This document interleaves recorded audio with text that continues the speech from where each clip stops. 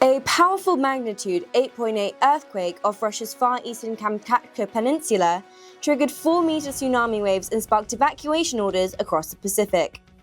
The shallow earthquake damaged buildings and injured several people in the remote Russian region, while much of Japan's eastern seaboard, devastated by a 9.0 magnitude earthquake and tsunami in 2011, was ordered to evacuate. Russia's Ministry for Emergency Services said that a kindergarten was damaged, but most buildings withstood the quake.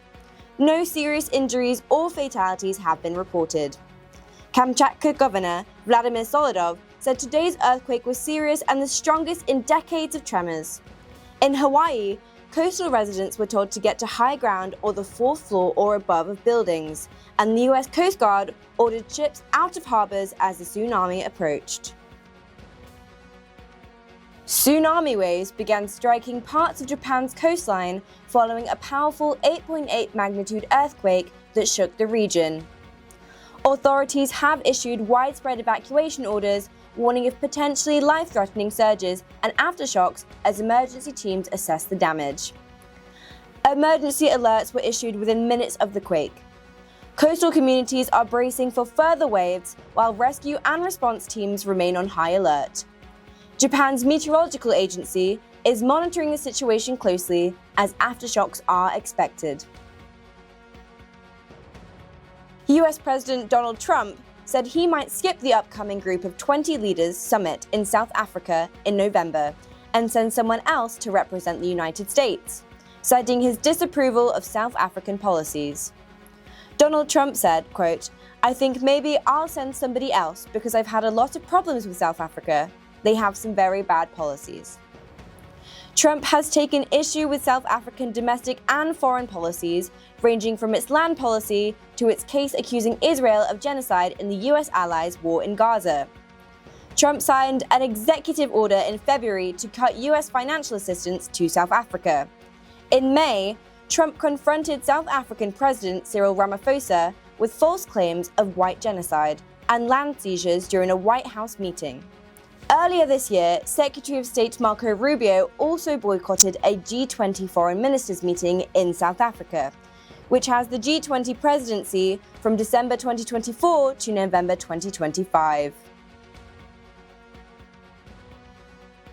The United Nations Climate Bureau held an urgent meeting over concerns that sky-high accommodation prices for this year's COP30 climate summit in Brazil could price poorer countries out of the negotiations. Brazil is preparing to host this year's UN Climate Summit in November in the rainforest city of Belém, where nearly every government in the world will gather to negotiate their joint efforts to curb climate change. Concerns about logistics have dogged preparations for COP30. Developing countries have warned that they cannot afford Belém's accommodation prices, which have soared amid a shortage of rooms. In an emergency meeting of the UN climate's bodies, COP Bureau, Brazil agreed to address countries' concerns about accommodation and report back at another meeting on August 11th, said Richard Mungungi, chair of the African Group of Negotiators who called the meeting. Germany is preparing a wave of multi-billion euro procurement orders, including 20 Eurofighter jets, up to 3,000 Boxer armored vehicles, and as many as 3,500 Patriot infantry fighting vehicles.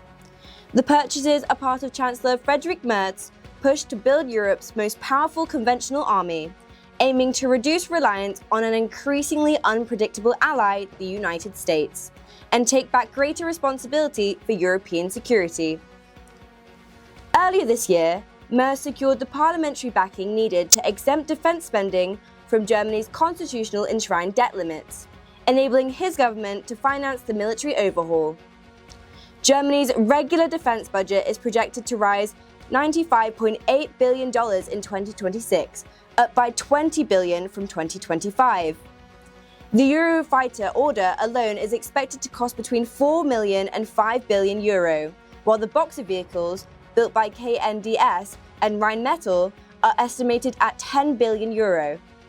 Merz has pledged to meet NATO's new benchmark of spending 3.5% of GDP on defense by 2029, well ahead of most alliance members.